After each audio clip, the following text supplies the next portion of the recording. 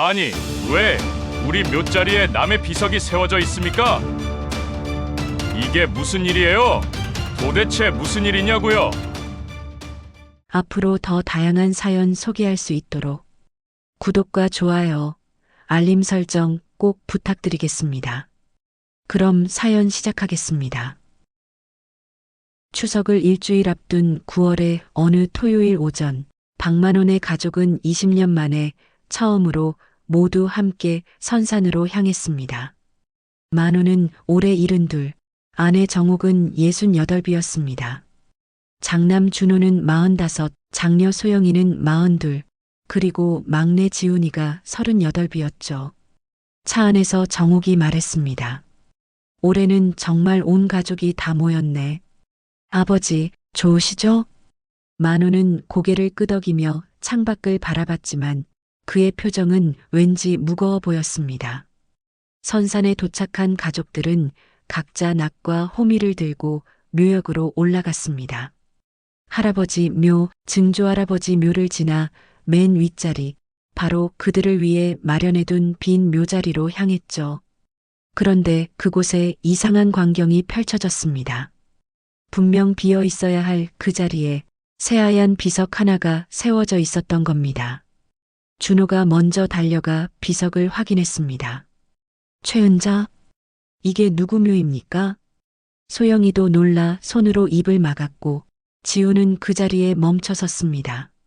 만호는 얼굴이 하얗게 질렸고 정옥은 눈을 질끈 감았습니다. 준호가 다시 물었습니다. 아버지, 우리 가족도 아닌데 이게 도대체 무슨 일입니까? 우리 자리에 남의 묘를 써놓다니요. 그러나 만호는 아무 대답도 하지 못한 채 그저 비석만 바라볼 뿐이었습니다. 그날 저녁 집으로 돌아온 가족들의 분위기는 싸늘했습니다. 저녁상을 차려놓았지만 아무도 수저를 들지 않았죠. 준호가 먼저 입을 열었습니다. 아버지, 오늘 그 묘에 대해 설명 좀 해주십시오. 우리 가문 묘역에 영문도 모르는 사람 비석이 세워져 있다는 게 말이 됩니까? 만호는 국구름만 들여다보며 대답을 회피했습니다. 그냥 먼 친척이다. 딱히 중요한 건 아니니 신경 쓰지 마라. 그러자 정옥이 날카롭게 끼어들었습니다. 맞아. 괜히 건드리지 말고 그냥 덮어둬. 옛날 일 들춰봐야 좋을 거 하나 없어. 하지만 준호는 물러서지 않았습니다. 어머니, 그게 무슨 말씀이십니까? 우리 가문을 대표하는 선산입니다. 그곳에 이유 없이 남의 묘를 쓸 수는 없는 일 아닙니까? 소영이 조용히 끼어들었습니다. 오빠, 그만해. 부모님께서 하시는 말씀이 다 이유가 있으실 거야. 그러나 준호는 소영을 쳐다보며 되물었습니다. 소영아, 너도 뭔가 알고 있는 거 아니야? 오늘 내 표정이 이상했어. 소영은 고개를 저으며 자리를 피했습니다. 막내 지우는 내내 고개를 숙이고 있다가 갑자기 벌떡 일어나 방으로 들어가 버렸습니다. 준호는 그 모습을 보며 확신했습니다. 이 집안에 뭔가 숨겨진 비밀이 있다. 그는 그날 밤 진실을 밝혀내기로 결심했습니다. 아무리 아버지가 막아도 어머니가 회피해도 이번만큼은 끝까지 파헤치겠다고 다짐했습니다. 다음 날 아침 준호는 일찍 집을 나섰습니다. 그는 먼저 문중회관으로 향했습니다. 문중 총무를 만나 족보와 장례 기록을 열람하고 싶다고 했죠. 최은자라는 이름 아십니까? 우리 선산에 묘가 있던데요. 총무는 고개를 갸웃거리며 기록을 뒤졌지만 족보 어디에도 그 이름은 없었습니다. 이상하네요. 우리 문중 사람이 아닌데 어떻게 묘를 쓸 수가 있죠? 준호는 더 깊이 파고들기로 했습니다. 구청 민원실로 가서 사망신고 기록을 조회했고 그곳에서 최은자라는 여성이 1998년에 사망했다는 사실을 확인했습니다. 당시 나이 46이었습니다. 한편 집에서는 소영이 부모님과 마주 앉아 있었습니다. 정옥이 딸을 보며 낮은 목소리로 말했습니다. 소영아, 내 오빠한테 말 좀 해라. 그만 파헤치라고. 괜히 옛날 일 들춰내면 가족만 다쳐. 소영은 망설이다가 조심스럽게 물었습니다. 어머니, 그때 아버지랑 약속하신 거 아직도 지키려고 하시는 거예요? 정욱의 눈빛이 흔들렸습니다. 내가 뭘 안다고 그래. 그냥 조용히 있어. 만호는 창밖을 보며 한숨만 내쉬었습니다. 소영은 부모님의 침묵 속에서 불안을 느꼈습니다. 그날 저녁 준호는 집 서랍을 뒤지던 중 오래된 사진 앨범 하나를 발견했습니다. 1990년대 초반으로 보이는 사진들이었죠. 그중 한 장에서 아버지 만호가 낯선 여인과 함께 찍힌 모습이 보였습니다. 사진 뒷면에는 연필로 희미하게 은자와 함께 1990이라고 적혀 있었습니다. 준호는 사진을 들고 거실로 나갔습니다. 아버지, 이 사진 속 여자가 누구입니까? 바로 최은자 아닙니까? 만호는 사진을 보자마자 얼굴이 굳었고 정욱은 자리에서 벌떡 일어났습니다. 사진을 본 순간 온 집안이 정적에 휩싸였습니다. 만호는 사진을 빼앗으려 했지만 준호는 한 발짝 물러서며 다그쳤습니다. 아버지, 이 여자가 누구냐고요? 1992년이면 제가 중학생 때입니다. 도대체 이 사람과 무슨 관계이길래 우리 묘자리에 묻혔습니까? 정욱이 날카로운 목소리로 끼어들었습니다. 준호야, 그만해. 내가 알 필요 없는 일이야. 그 순간 막내 지훈이 소파에 앉아 중얼거렸습니다. 최은자, 내가 아는 이름인데. 모두의 시선이 지훈에게 쏠렸습니다. 소영이 놀란 목소리로 물었습니다. 지훈아, 너 지금 뭐라고 했어? 너도 그 이름을 알아? 지훈은 깜짝 놀라 고개를 들었고 자신이 실수했다는 걸 깨달았습니다. 아니, 아무것도 아니야. 그냥 어디서 들어본 것 같아서. 준호는 동생에게 다가가 어깨를 붙잡았습니다. 지훈아, 지금 장난할 때가 아니야. 내가 뭘 아는 거라면 당장 말해. 지훈은 고개를 저으며 뿌리쳤습니다. 정말 아무것도 몰라. 그냥 헷갈렸어. 그리고는 급히 자기 방으로 들어가 문을 잠가버렸습니다. 거실에는 무거운 침묵만 남았습니다. 준호는 지훈의 반응이 이상하다고 느꼈습니다. 왜 막내가 저렇게 당황하는 걸까? 그리고 왜 부모님은 저렇게까지 숨기려고 하는 걸까? 소영은 부모님을 걱정스럽게 바라보았고 정욱은 만호의 손을 꽉 잡았습니다. 만호는 눈을 감고 깊은 한숨을 내쉬었습니다. 이제 더 이상 숨길 수 없겠구나. 그가 중얼거렸지만 아무도 그 말을 정확히 듣지 못했습니다. 준호는 마음속으로 확신했습니다. 지훈이는 분명 뭔가 알고 있어. 그리고 그게 이 사건의 핵심이야. 그는 동생 방문 앞에 서서 결심했습니다. 내일이라도 끝까지 캐내겠다고. 준호는 잠을 이룰 수 없었습니다. 다음 날 새벽부터 인터넷과 지역 도서관을 뒤지며 최은자에 대한 정보를 찾아 나섰습니다. 구청에서 얻은 사망신고 기록을 바탕으로 그녀가 생전에 살았던 동네를 찾아갔습니다. 오래된 상가 건물 앞 작은 슈퍼마켓 주인 할머니를 만났죠. 최은자요? 그 착한 여자, 일찍 세상 떠났지. 혼자 애 하나 키우느라 고생 많이 했어요. 준호는 가슴이 철렁했습니다. 애요? 무슨 애 말씀이신가요? 할머니는 고개를 끄덕였습니다. 아들 하나 있었는데 아버지는 없었나 봐. 그의 이름이 지훈이었던가? 준호는 그 자리에 얼어붙었습니다. 지훈. 그건 자기 동생 이름이었습니다. 설마, 아니, 그럴 리가. 그는 급히 집으로 돌아왔습니다. 거실에는 온 가족이 모여 있었습니다. 준호는 떨리는 목소리로 물었습니다. 아버지, 지훈이와 최은자, 도대체 무슨 관계입니까? 만호는 대답하지 못했습니다. 정욱은 눈물을 흘리며 고개를 돌렸습니다. 그때 지훈이 천천히 입을 열었습니다. 형, 미안해. 나도 최근에야 알게 됐어. 준호가 다그쳤습니다. 뭘 알게 됐는데? 지우는 눈물을 닦으며 떨리는 목소리로 고백했습니다. 그분이 내 친어머니야. 거실은 순식간에 아수라장이 되었습니다. 소영이 비명을 질렀고 준호는 그 자리에 주저앉았습니다. 뭐라고? 그게 무슨 소리야? 지우는 눈물을 쏟으며 말을 이었습니다. 나는 아버지와 최은자 이모 사이에서 태어난 아이야. 그런데 이모가 돌아가신 뒤 어머니, 정옥 어머니께서 나를 데려와 키워주셨어. 나는 진짜 가족인 줄 알았어. 하지만 작년에 우연히 출생신고서를 보게 됐고 그때 모든 걸 알게 됐어. 만호는 고개를 떨구었고 정옥은 흐느껴 울기 시작했습니다. 준호는 충격에 빠져 아무 말도 할 수 없었습니다. 소영은 동생을 껴안으며 함께 울었습니다. 그 순간 모든 퍼즐이 맞춰졌습니다.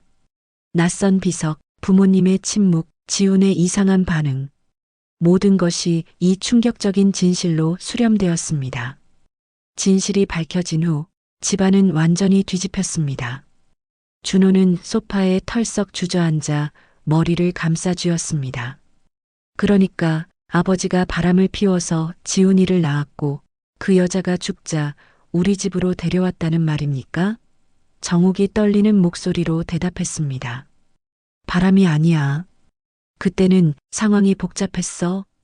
준호는 비웃듯 말했습니다. 복잡하다고요? 어머니, 아버지가 다른 여자와 아이를 만들었는데 그게 복잡한 상황으로 넘어갑니까? 만호가 입을 열었습니다. 은자는 내가 젊었을 때 만난 사람이다. 너희 어머니와 결혼하기 전부터 알고 지냈지. 그런데 결혼 이야기가 오가면서 헤어질 수밖에 없었어. 그 후 몇 년 뒤 은자가 찾아왔어. 임신했다고, 지훈이를 낳았다고. 정욱이 말을 받았습니다. 나는 처음엔 받아들일 수 없었어. 하지만 그 아이를 보는 순간 죄 없는 아이를 버릴 수는 없었어. 은자는 병이 깊어서 얼마 못 살 거라고 했고 우리가 지훈이를 맡기로 했지. 소영이 울먹이며 물었습니다. 그럼 저도 오빠도 몰랐던 거예요? 지훈이가 이복 동생이라는 걸. 정욱이 고개를 끄덕였습니다. 너희가 알면 상처받을까봐 숨겼어. 지훈이도 모르게 키웠어. 그냥 막내로, 친아들로. 준호는 분노가 치밀어 올랐습니다. 그래서요? 그래서 우리 집안 묘에 그 여자를 묻으려고 한 겁니까? 첩을 가문 묘에 드리려고요? 만호가 큰 소리쳤습니다. 첩이 아니야. 은자는 내 청춘의 사랑이었어. 그 사람 때문에 지훈이가 세상에 태어났고 나는 그 아이를 끝까지 책임지기로 했어. 최소한 어머니라도 가족 곁에 있게 해주고 싶었어. 지훈은 울먹이며 소리쳤습니다. 그만하세요. 다들 그만하세요. 제가 태어난 게 죄입니까? 제가 잘못 태어난 겁니까?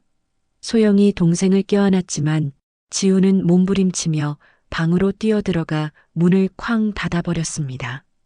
준호는 아버지를 노려보며 말했습니다. 아버지, 아버지가 하신 일은 우리 가족을 배신한 겁니다. 그리고 그 빚 때문에 우리 가문이 무너질 순 없어요. 그는 자리를 박차고 나갔습니다. 거실에는 정옥과 만호만 남았고 두 사람은 서로를 바라보며 눈물을 흘렸습니다. 그날 밤은 아무도 잠들지 못했습니다. 다음 날 아침 만호는 온 가족을 거실로 불러 모았습니다. 그의 눈은 충혈되어 있었고 목소리는 쉬어 있었습니다. 내가 모든 걸 말하겠다. 더 이상 숨기지 않을 테니 끝까지 들어다오. 가족들은 무거운 침묵 속에 앉았습니다. 만호는 깊게 숨을 들이쉬고 말을 시작했습니다. 은자를 처음 만난 건 1970년대 말이었다.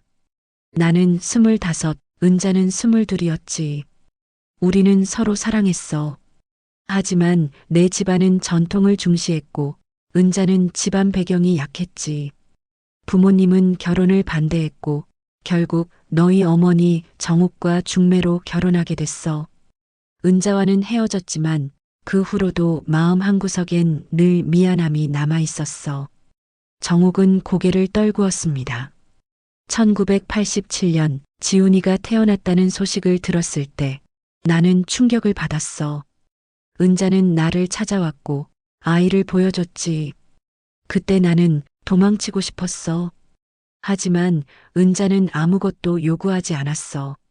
그저 우리 아이가 잘 자라기를 바란다는 말만 남기고 떠났지. 만호는 눈물을 닦으며 계속했습니다. 1998년 은자가 암으로 세상을 떠났어. 그때 지훈이는 겨우 11살이었지. 은자는 죽기 전 나를 불렀어. 지훈이를 부탁한다고 했어. 내가 없어도 이 아이가 아버지를 가질 수 있게 해달라고. 나는 그 약속을 지키기로 했어. 정옥도 눈물을 흘리며 동의했지. 우리는 지훈이를 데려왔고 친아들처럼 키웠어. 그리고 은자와 한 가지 약속을 더했어. 언젠가 우리가 떠날 때 은자도 가족 곁에 묻어주겠다고. 준호는 냉정하게 말했습니다. 그래서 우리 묘자리에 그 여자 비석을 세운 겁니까? 만호는 고개를 끄덕였습니다. 그게 내가 은자에게 할 수 있는 마지막 도리였어. 세상에 드러내지 못한 사랑이었지만 적어도 죽어서라도 가족 곁에 있게 해주고 싶었어. 지훈이 울먹이며 말했습니다. 아버지, 그럼 제가 태어난 건 죄가 아니었나요? 만호는 아들을 껴안으며 말했습니다. 절대 아니다. 지훈아, 너는 내 아들이야. 그 누구도 너를 탓할 수 없어. 하지만 준호는 물러서지 않았습니다. 아버지, 저는 이해할 수 없습니다. 그 빚 때문에 우리 가문의 명예가 무너질 순 없어요. 묘는 반드시 옮겨야 합니다. 만호는 아들을 바라보며 쓸쓸하게 웃었습니다. 명예, 그게 가족보다 중요하냐? 준호는 대답하지 못했고 거실에는 다시 침묵만이 흘렀습니다. 일주일 후 선산에는 다시 박만원의 가족이 모였습니다. 이번에는 묘지관리인과 문중 어른들도 함께였습니다. 준호의 강력한 주장으로 결국 최은자의 비석은 철거되기로 결정되었습니다. 만호는 끝까지 반대했지만 문중 어른들은 가문의 질서를 지켜야 한다며 준호의 손을 들어줬습니다. 비석이 뽑혀나가는 순간 만호는 그 자리에 주저앉아 흐느꼈습니다.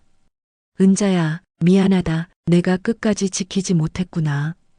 지우는 멀리서 그 광경을 지켜보다가 조용히 돌아섰습니다. 그는 더 이상 이 가족의 일원으로 남고 싶지 않았습니다. 집으로 돌아온 후 그는 짐을 쌌습니다. 소영이 방문을 두드렸습니다. 지훈아, 어디 가려고? 지훈은 눈물을 닦으며 대답했습니다. 누나, 나 혼자 살아볼게. 여기 있으면 자꾸 상처만 받을 것 같아. 소영은 동생을 말리려 했지만 지훈은 이미 마음을 굳힌 상태였습니다. 그는 집을 나섰고 뒤돌아보지 않았습니다. 집에는 만호와 정옥 그리고 준호와 소영만 남았습니다. 준호는 자신이 옳은 일을 했다고 믿었지만 마음 한구석이 무거웠습니다. 소영은 오빠를 원망스럽게 바라보다가 말했습니다. 오빠가 원하던 가문의 명예는 지켰어요. 하지만 우리 가족은 이제 어떻게 되는 거예요? 준호는 대답하지 못했습니다. 며칠 후 정옥은 혼자 선산을 찾았습니다. 비석이 있던 자리에는 이제 빈 흙만 남아 있었습니다. 그녀는 그 자리에 앉아 조용히 말을 걸었습니다. 은자 씨, 미안해요. 당신을 이렇게까지 보호해주지 못해서. 사실 나도 당신이 미웠어요. 내 남편을 사랑했던 사람이니까. 하지만 지훈이를 보면서 조금씩 이해하게 됐어요. 당신도 그저 사랑했을 뿐이라는 걸. 정옥은 눈물을 흘리며 흙을 한 줌 쥐었습니다. 가족이란 게 피로만 이어지는 게 아니었는데 마음으로 지켜야 하는 건데 우리는 그걸 지키지 못했네요. 저녁 무렵 집으로 돌아온 정옥은 거실 창가에 앉아 석양을 바라보았습니다.